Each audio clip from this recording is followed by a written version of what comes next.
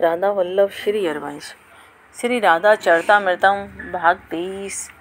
बलिहार प्यारी जू रे प्रेम सुन चुके हैं तेरी अखत कहानी। श्री राधा श्याम सुंदर के इस प्रेम रस वर्षा की छींट भी हम पर पड़ जाए तो हम धन्य हो गए, और वो धन्यता सब पर भारी है।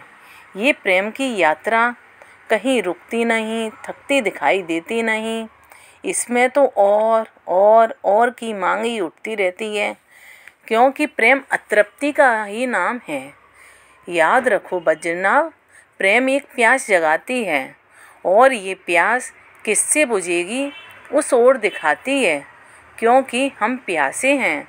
बस किसके प्यासे हैं यही हमें समझ नहीं आता।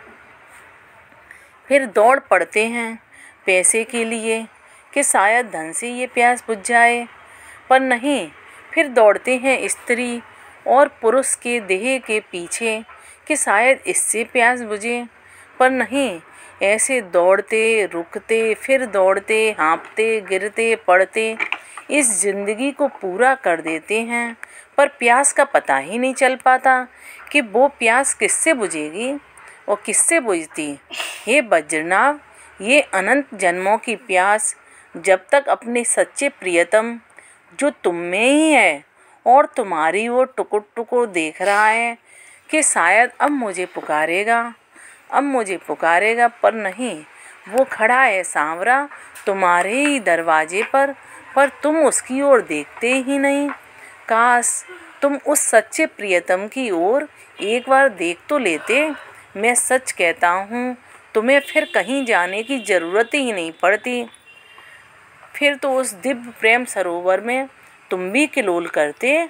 भक्ति के छोड़ो, मुक्ति तुमसे आकर कहती मुझे स्वीकार करो, तो तुम्हें मुक्ति भी प्रिय नहीं लगती, क्योंकि ऐसे प्रेम सरोवर की क्रीड़ा को छोड़कर कहाँ उन ज्ञानियों के शुष्क मुक्ति की ओर तुम देखोगे।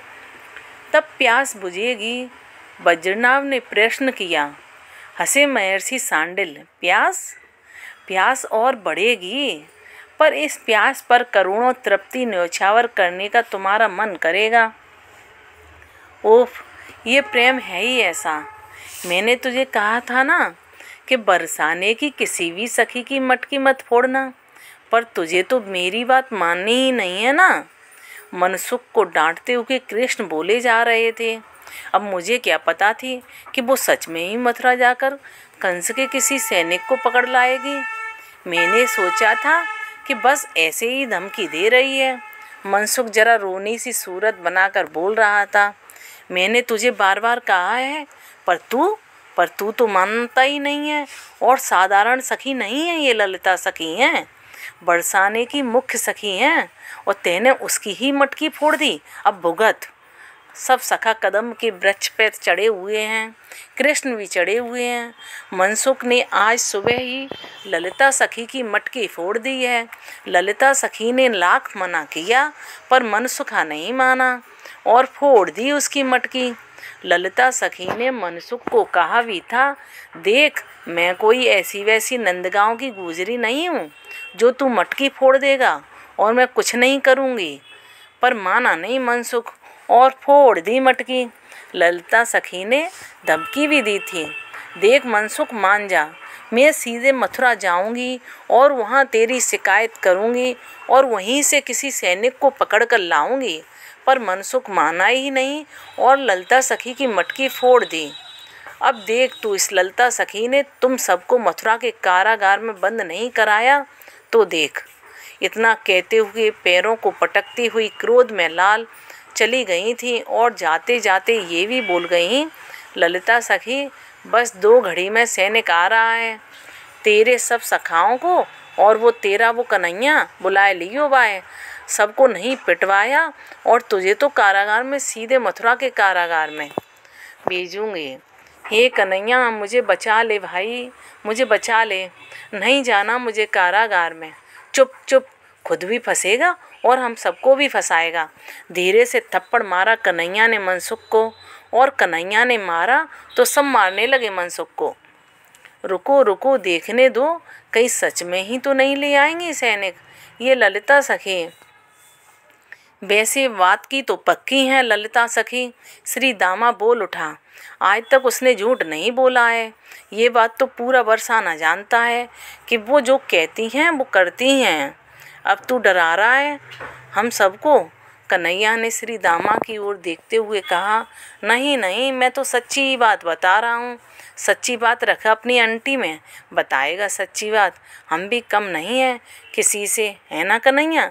मनसुख डरते हुए बोला। तू तो चुप ही बैठ जा, नहीं तो पिट जाएगा। फिर एक चपत लगा दी कन्हैया ने मनसुख को। कन्हैया की देखा देखी फिर सब पीटने लगे मनसुख को। अब सब चुप हो जाओ, कन्हैया जोर से चिल्लाए। लो ले आई ललिता सखी कंस के सैनिक को। कन्हैया के माथे पर चिंता की लकीरें स्पष्ट दिखाई देने लगी थीं। ओह, अब क्या करेंगे? कन्हैया ने सबकी राय जाननी चाहिए। करेंगे क्या? वो सैनिक एक है, हम 50 हैं, पीट देंगे उसको। श्री दामा बोल उठा।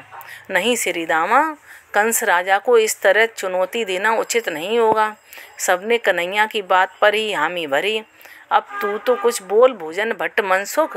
कन्हैया मनसुख को बोले। तेरा ही सब किया धरा है, अब तो मुंह खोल। मैं तो भोजन के लिए ही मुंह खोलता हूँ। मनसुख जरा सुस्त सा बोला। तू अब कारागार में जाएगा, वहाँ तेरी अच्छे से पूजा होगी। सब ग्वाल बाल मनसुख को डांटने और डराने लगे थे। चुप चुप, कन्हैया ने सबको फिर चुप किया।